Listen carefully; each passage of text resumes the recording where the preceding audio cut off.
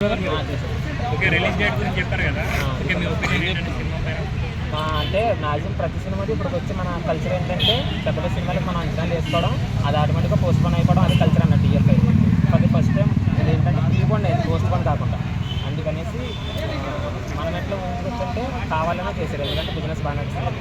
ఇంకోటి ఏంటంటే December first week అనేది లో మార్కెటింగ్ అన్నమాట టీఎఫ్ఐకి ఎప్పుడైనా సరే.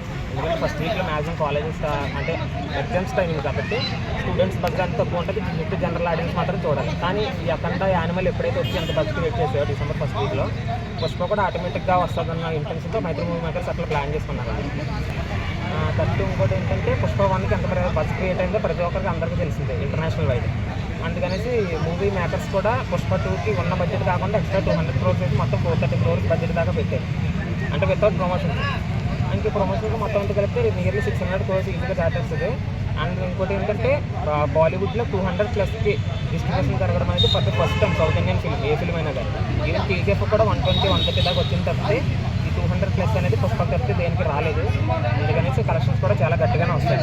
పుష్ప 1 కలెక్షన్లు ఆంధ్రాలో ఎక్కువ రాలేదు. ఈసారి వచ్చేసరికి ఈసారి జడ్డీకి వచ్చేసాను. పుష్ప 1 కలెక్షన్లు ఎందుకు రాలేదంటే వాళ్ళు రిలీజ్ చేసిన డేట్ మంచిది కదన్న, డిసెంబర్ 17.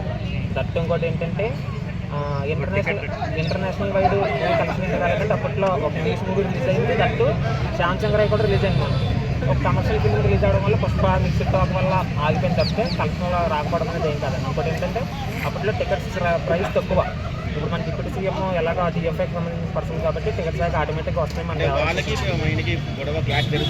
అదంతా మన భ్రమన్, మన భ్రమ అంతే. లాస్ట్ వాళ్ళందరూ ఒకే గొడుగు కింద వెళ్తారు, అలా భ్రమపడిన వాళ్ళు ఇరుపక్కలు అవుతారు, అంతే తప్పితే ఇంకేం కాదు. కొంతమంది ఆపేస్తాం, దానికి ఇంటరాప్షన్ కల్పిస్తాం అని చెప్పి అసలు పాసిబుల్ అండి, ఎవరి వల్ల అసలు పాసిబుల్ అవ్వదు. పుష్ప 2కి అయితే బడ్జెట్ ఎంత వచ్చిందో కలెక్షన్ కూడా ఆటోమేటిక్గా అట్లా. కొన్ని థియేటర్స్ ఆపే ప్రయత్నం చేయొచ్చు.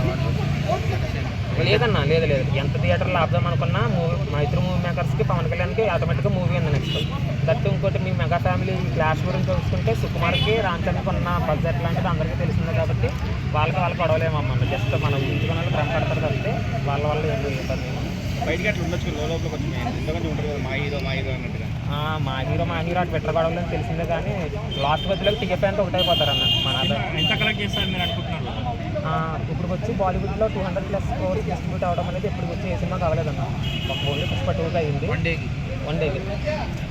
దట్టు ఇంకోటి ఏంటంటే ప్రీ బిజినెస్ 1000 crores అనేది ఇప్పుడు వచ్చి ఏ సినిమా కాలేదు, ఓన్లీ పుష్ప 2కి అయింది, ఎందుకంటే ఆ బజ్ వల్ల. అందుకనేసి బ్రేక్ అయింది. ఇప్పుడు వచ్చి ఏ మూవీస్ చేయలేని రికార్డ్ అయితే పుష్ప 2 క్రియేట్ చేస్తుంది ఆటోమేటిక్గా. ఏమంటారు కదా, పుష్ప 1లో సమంత సాంగ్ చేసింది, ఇప్పుడు స్పెషల్ సాంగ్ ఎవరు చేస్తారు బాగుంటుంది? ఎవరు చేసినా అవుతాయి అన్న, మనం చూడాలి అంతే. ఇప్పుడు జానీ మాస్టర్ బెయిల్ వచ్చింది వల్ల ఆయన పుష్ప 2 నుంచి తీస్తారు డ్యాన్స్ మాస్టర్గా విరాళ్ మొత్తం పెట్టుకున్నారు. మీరు ఎట్లా రెస్పాండ్ అవుతారు? లాస్ట్ అది చేశారు. రెస్పాండ్ అవ్వడం ఏముందిలేన్న, అంటే ఇంకా తప్పు ఎవరితో క్లారిఫై అవ్వలేదు కదా ఆయనకి. ఇప్పుడు ఆ తప్పు వల్ల జస్ట్ ఆ తప్పు పడింది అన్న దానివల్ల నేషనల్ అవార్డు కూడా క్యాన్సిల్ అయిపోయింది ఆయన. అందుకనేసి ఇంకా అట్లా పుష్ప 1లో చేసింది ఆయన కాదన్న, గణేష్ ఆచార్య సార్, జానీ మాస్టర్ చేయలేదు. ఓకే. పుష్ప 1కి అల్లు అర్జున్ అవార్డు వచ్చింది, పుష్ప 2కి అంటే అవార్డు విన్నింగ్ యాక్టింగ్ అయితే చేశారని మ్యాక్సిమం అందరూ చెప్పారు, కానీ వస్తుందో రాదో మనం చూడాలని. ఎందుకంటే ఇంకా మంచి